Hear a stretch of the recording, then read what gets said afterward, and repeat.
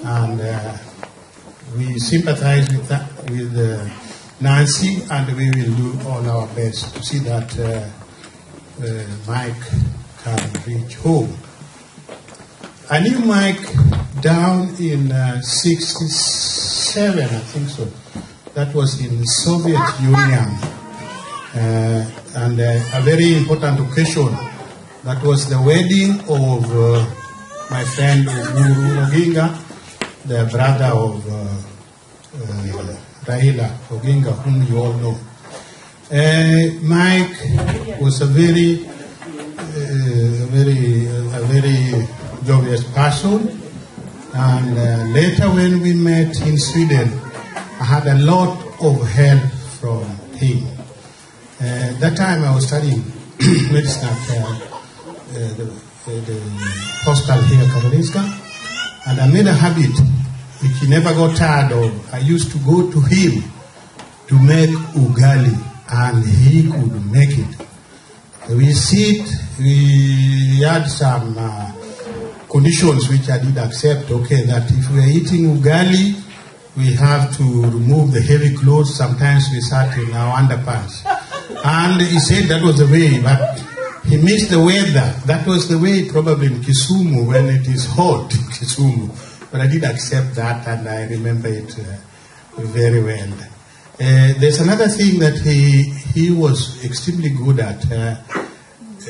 He was very active in Kenya at a time when we started the preparation for independence, and he was active in Kisumu. Probably I won't use the word, but I'm forced to. I don't know the translation in Luo, that he was a youth wing to Oginga, and one person who was a friend, he became a minister later on, and even the foreign minister was Dolo Aya. He was working for him, and he gathered a lot of information about the preparation for Kenya independence. So I enjoyed this very much whenever we met. He would refer me to people, and he knew what Oginga liked very much, even to the most basic things, food and whatnot. So he could really tell me things that I was unable to read in the papers. So this part I really enjoyed in Mike. One time when I was in Kenya, I visited him in Kisumu. I'm sorry I called, I don't know, I think it's Nyalenda or that was there. He had an extremely powerful mother that all would wish to have. His mother didn't have so much education up to standard 8 or even below, but knew everything. Even if you had a PhD, you could not challenge her. So, particularly in politics and general knowledge of the country. So I enjoyed visiting the mother, and they come from an adjacent location from me. I come from Game, and they come from Asembo. So we had a lot of discussion with the mother, and later on I visited Mike a couple of times. Unfortunately, when he came back to Sweden the last time now that he has passed away, I didn't meet him very much, but he rang me quite often, and also gave me a lot of his description of actions about the political activities in Kenya, which I enjoyed very much.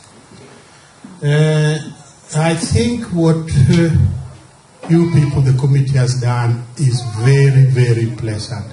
And it does not matter whether so many people have come, but the few who are here, we do our best. And the goal is to take Mike home. Here I will add one thing which could be extra. I mentioned a few people. I mentioned Odada. I think today I met Clay. He hasn't arrived. I like the idea that we do actually meet and collect money and send our brothers home.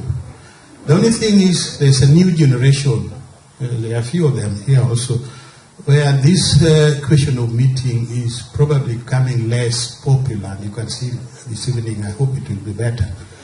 So I had a suggestion. I've mentioned it before, but I would like to repeat it again. That is the life insurance.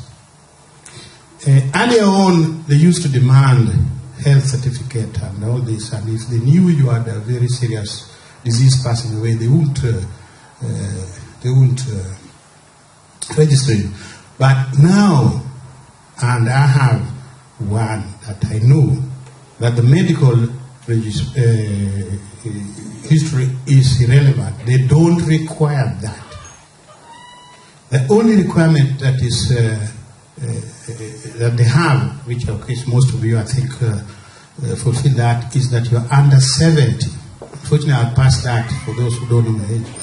Yeah, you feel it, your name, and the amount, I can tell you, is below what we sometimes use for beer in a day. The amount monthly. And this, take for example, in case of the Mike's case, Mr. Sarah suggested about 75 to 80,000. This insurance will pay 10 times. It does not mean that we stop meeting. We will still continue meeting, but this will cover that part in case we get into a position where we don't raise the money. I've witnessed one case where I got so much involved and we succeeded. That was a Port Arthur. We had just a half of what money. So some of us had to use our personal savings, and we corrected that. It was a shame, but we managed it. I hope this one we will manage. So one way to avoid this situation of that nature is all of us take this life insurance.